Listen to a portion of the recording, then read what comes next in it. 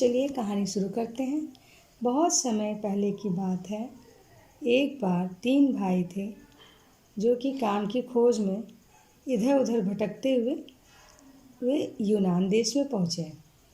वे बहुत लंबे समय तक काम खोजते रहे, लेकिन उनको कोई काम नहीं मिला। एक दिन उन तीनों भाइयों ने आपस में विचार किया कि चलो हम लोग, शहर में तो कोई काम नहीं मिला, अब जंगल की ओर चलते हैं। दूसरे दिन उनके पास जो रूखा सूखा था उसे नाश्ते के रूप में लेकर के वे अनजाने जंगल की ओर बढ़ चले। वहाँ सबसे पहले वे एक पगडंडी आप लोगों को पता ही होगी, जो मिट्टी का बना हुआ एक उठा हुआ रास्ता होता है, उसे पगडंडी कहते हैं। तो सबसे पहले वे एक पगडंडी से उतरे और इसके बाद उन्होंने देखा कि एक रास्ता सीधा था। वे उसी पर चलते चले गए। कुछ दूर जाने पर उनकी नज़र एक तालाब पर पड़ी। वे वहीं पर चल पड़े कि चलते हैं वहीं पे, और वहाँ पे अपना कलेवा करके यानी कि नाश्ता करके और अपना उस तालाब का पानी पी लेंगे। तालाब जो था कि बहुत ही सुंदर था, और उस सुंदर पानी में उन्होंने अपने हाथ पैर धोए। फिर हाथ धो करके किनारे पर बैठ गए पत्थर पे और अपना नाश्ता खाने लगे। तभी एक बूढ़ा आदमी उनके आगे आया और उसकी लंबी लंबी दाढ़ी थी जो कि लटक रही थी, और उसके हाथ में एक लाठी थी। बिना पूछे ही वह उनके बगल में बैठ गया। लड़कों ने उसे बड़े गौर से देखा। फिर बड़े भाई ने पूछा कि क्या आप थोड़ा नाश्ता खाना पसंद करेंगे? यह सुनकर बूढ़े आदमी को बड़ा अच्छा लगा। उसने नाश्ता करना स्वीकार कर लिया।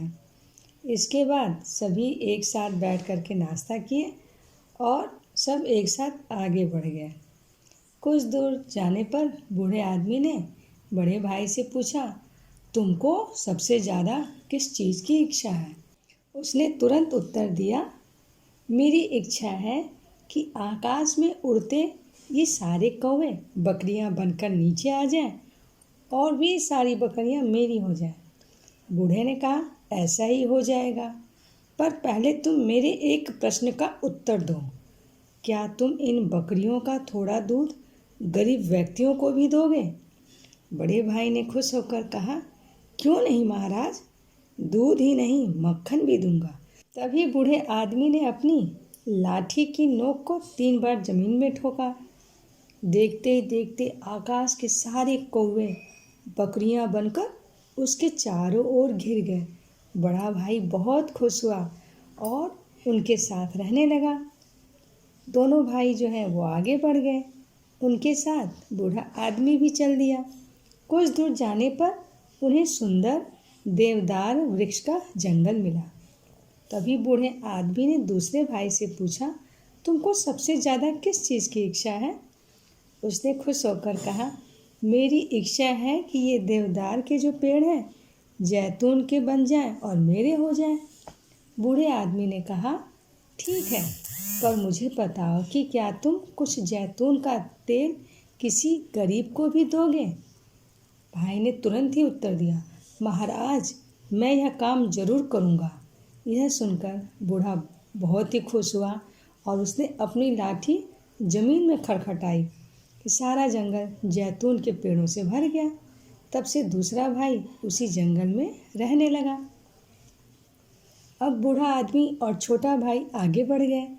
उन्हें एक तालाब दिखा तो वे वहीं बैठ गए। कुछ देर आराम करने के बाद बूढ़े आदमी ने छोटे भाई से पूछा, कहो, क्या तुमको भी किसी चीज़ की इच्छा है?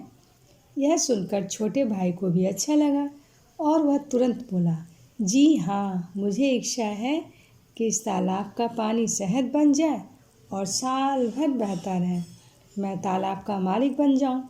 बूढ़े ने उससे भी पूछा, मुझे यह बताओ कि तुम अपना कुछ शहद किसी गरीब को भी दोगे? छोटे भाई ने एक ही सांस में कहा, जी हाँ महाराज, अवश्य दूंगा। बूढ़ा आदमी बड़ा खुश हुआ। उसने अपनी लाठी की नोक जमीन में 3 बार ठोकी और तालाब का पानी पूरा का पूरा शहद में बदल गया। अब छोटा लड़का वहीं रहने लगा और बूढ़ा आदमी आगे बढ़ गया। कुछ समय इसी तरह से बीत गया। इस बीच लड़के ने शहद को बेचकर खूब पैसे कमाए और बहुत सारा शहद जो है गांव के गरीबों में भी बांट दिया और खुद भी बहुत आराम से रहने लगा। लेकिन एक लंबे समय तक अकेले रहने के बाद उसकी इच्छा हुई कि वह अपने भाइयों से मिलने जाए। उसने अपना काम गांव के लोगों को सौंपा और भाइयों से मिलने के लिए निकल पड़ा। सबसे पहले वह जैतून के जंगल की ओर बढ़ा। जब वहां पहुंचा तो देखा कि वहां तो जैतून के पेड़ है ही नहीं है, सारे के सारे देवदार के ही पेड़ खड़े थे। यह देखकर उसे बड़ा बुरा लगा। वह वहां से निकलकर बड़े भाई से मिलने चल पड़ा। उसे वह जंगल भी मिल गया। उसने देखा कि वहाँ भी कोई बकरियाँ नहीं थी। उसने भाई को भी पुकारा पर कहीं कोई जवाब नहीं मिला और ना ही कुछ भी असर पड़ा। अब उसके पास आगे बढ़ने के अलावा कोई दूसरा रास्ता नहीं था।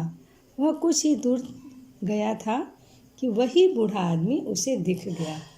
वह बहुत खुश हुआ और वह कुछ पूछता कि बूढ़ा आदमी तुरंत ही बोल पड़ा, तुम्हारे भाइयों ने गरीबों की सहायता करने की अपनी प्रतिज्ञा का जरा भी पालन नहीं किया। वे उसका फल भुगत रहे हैं, लेकिन तुमने अपनी प्रतिज्ञा का पालन किया, तुम उसका आनंद लूट रहे हो। कहकर वह अंतर्ध्यान हो गया। तो बच्चों, इस कहानी का मतलब क्या है? बस यही है कि अगर आपके पास ज़रूरत से ज़्यादा धन है तो आप ज़रूर किसी न किसी की सहायता अवश्य करिए, क्योंकि सहायता करने का मतलब है कि हम ईश्वर की उपासना करते हैं। तो दोस्तों, आपको मेरी कहानी ये कैसी लगी? इस कहानी को जो है ज़रूर सुनिएगा, लोगों को शेयर कीजिएगा और ज़्यादा से ज़्यादा लाइक करिए। मेरे वीडियो को प्लीज़ ज़रूर से सब्सक्राइब करें और अपने प्यारे प्यारे कमेंट ज़रूर करें। धन्यवाद।